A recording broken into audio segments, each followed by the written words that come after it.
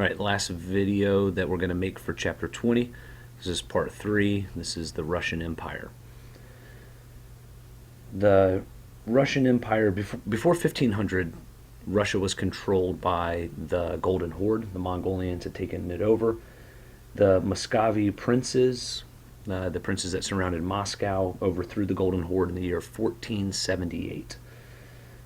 Ivan III, this is Ivan the Great. He was one of the leaders in this rebellion, and he reestablished the Rurik line.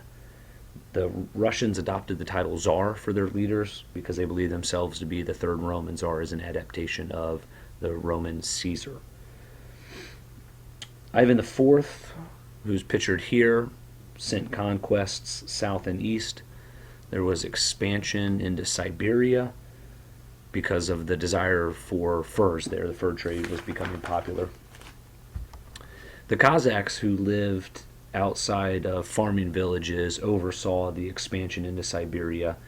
They did not have a lot of resistance because there were not a lot of people in Siberia, so the land was pretty much free.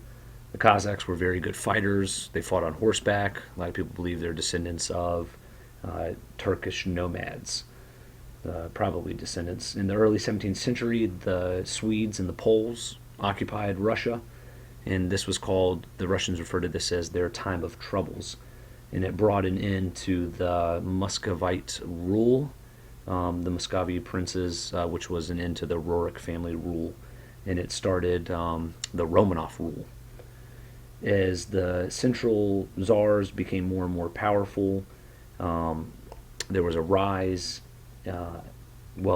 individual freedoms fell, and Russians began to adopt serfdom in the year 1649. By 1649, most of the Europeans are doing away with serfdom, but the Russians are just starting to adopt it. And it lasted until 1861. That's how long serfdom lasted in Russia. In 1795, over 50% of all Russia's population was involved in serfdom, were serfs. Peter the Great, who ruled from 1689 until 1725, he encouraged Russia to adopt European ways like bureaucracy, the European-style military. He limited the power of the boyars, the ruling elite in Russia. In his late teens, he gained control of Russia. He tried to expand south into the Black Sea, but he was unsuccessful.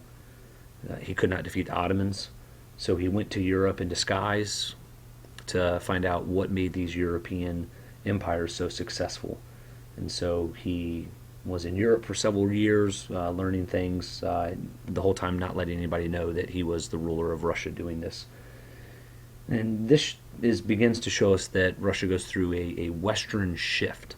And so they begin adopting more Western ways. The big military breakthroughs they had when Peter returned against the Swedes on the Baltic Sea, and this gives him the land that he's going to use to make his capital, St. Petersburg. Peter encouraged his noblemen to inherit European dress.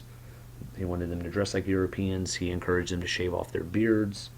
He wanted the nobles' wives to attend parties. He wanted their children to be educated in Western ways. He set it up so that military raises were based on merit, not family connections, and he solidified his absolute rule. Peter felt that westernizing Russia would strengthen it. Peter, the next section of the book, Consolidation of the Empire. Peter the Great's successors continued his eastward expansion. In 1741, Captain Bering crossed the strait, and by 1799, the Russians controlled Alaska for the fur trade. Catherine the Great comes to power in 1762, and she rules until 1769. She acquired a lot of lands in the West that was good for agriculture, but one of the things that she lacked was technological improvements. She added to Peter's policies of promoting industry, building canals, improving trade. In addition to fur, she exported gold, iron, and timber. She was very diplomatic. She promoted Enlightenment ideals. She expanded Peter's westernization to the Russian elite. So Catherine the Great There's pictured there. She's going to carry all that on. A couple more things, just additional notes about Catherine the Great.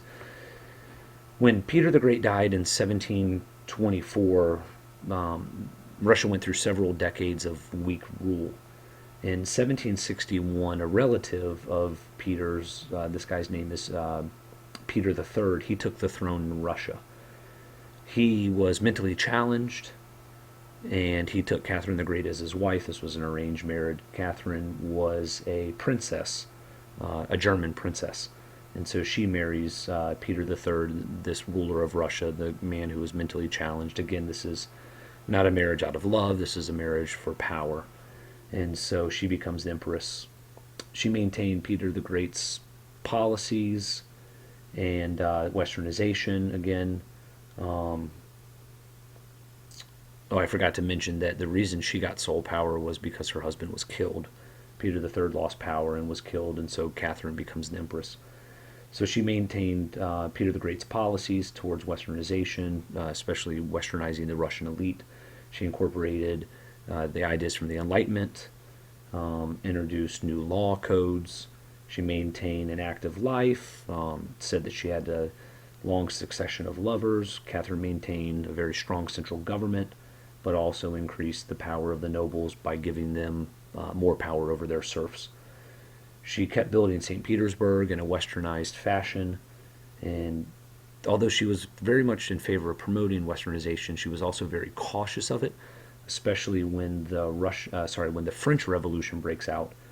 She made sure that the Western influences from that did not come in and affect Russia, because the Russian Revolution was sparked by questioning the power of the absolute rulers, and Catherine didn't want that power questioned. So although she was in favor of westernization, she did not want her power to be questioned. So she westernized in some ways, but in the changing of the political climate in Europe, she did not want Russia to be changed in that way. So that concludes the notes for chapter 20. When we're in class, we'll spend more time going into this in depth, but this just gives you a very good base for understanding chapter 20.